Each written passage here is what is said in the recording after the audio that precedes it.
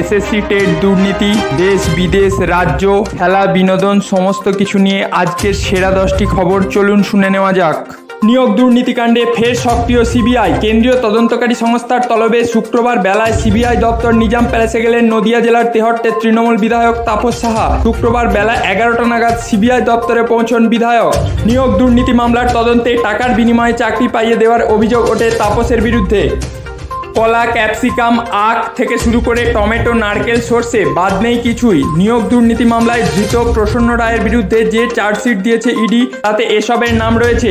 ED জানিয়েছে অর্থের উৎস প্রসঙ্গে এই সবজি এবং ফলের চাষের কথাই তাদের জানিয়েছেন প্রসন্ন।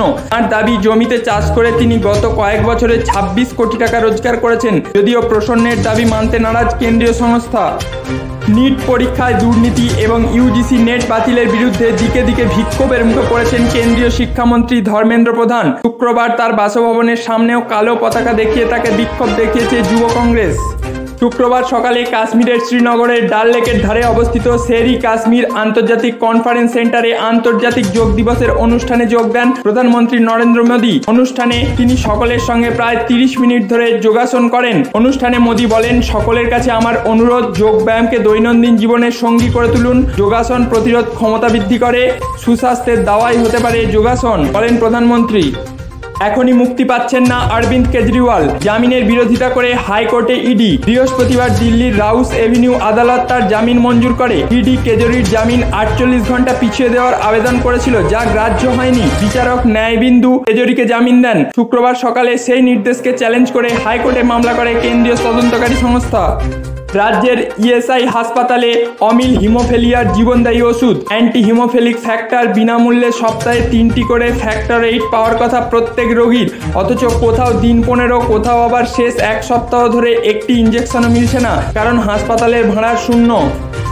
লোকসভা ভোটের ফলের নিরিখে রাজ্যের প্রায় 70% শহরে দলের পিছিয়ে থাকা নিয়ে সংকটে পড়েছে তৃণমূল কংগ্রেস। শুধু তাই নয়, বিধানসভা ভোটের আগে এই পরিস্থিতি বদল করতে পদক্ষেপ নিয়েও তীব্র টানাপোড়েন শুরু করেছে তৃণমূলের অন্দর। দলের একাংশের মতে অবিলম্বে স্থানীয় স্তরে মুখ বদল না করলে বিধানসভা ভোটে বড় মূল্য দিতে হবে তৃণমূলকে। লোকসভার স্পিকারের দৌড়ে উঠে এলো বিজেপির প্রবীণ নেতা ও প্রাক্তন মন্ত্রী রবিশঙ্কর প্রসাদের নাম। বিজেপি নেতাদের মতে তিনি স্পিকার হলে বিরোধীদের কড়া হাতে সামলাতে পারবেন। 4 মাসের মধ্যে 2 জন বিদেশি সাংবাদিককে দেশ ছাড়তে বাধ্য করল ভারত। তাদের কাজ করার আইনি অনুমতি প্রত্যাহার করে নিয়েছে স্বরাষ্ট্র মন্ত্রক। গোটা বিষয়টি নিয়ে মুখে কুলুপ এঁটেছে কেন্দ্রীয় স্বরাষ্ট্র মন্ত্রক। অস্বস্তিতে এস জয়শঙ্কর।